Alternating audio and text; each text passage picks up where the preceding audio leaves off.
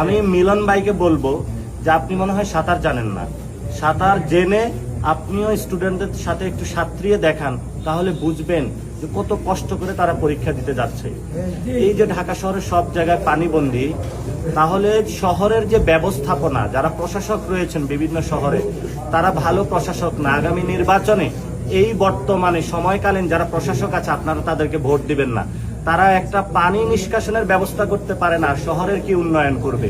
চিটাগংয়ের mayor শাহাদাতকে vote দিবেন না।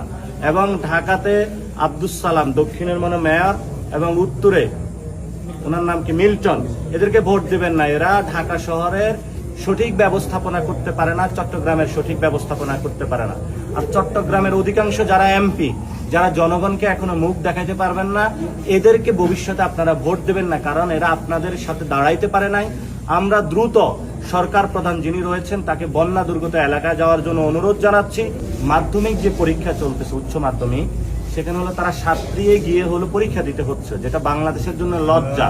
আমি মিলন ভাইকে বলবো যে আপনি মনে হয় সাঁতার জানেন না। সাঁতার জেনে আপনিও স্টুডেন্টদের সাথে একটু সাঁতরিয়ে দেখান, তাহলে বুঝবেন যে কত কষ্ট করে তারা পরীক্ষা দিতে যাচ্ছে।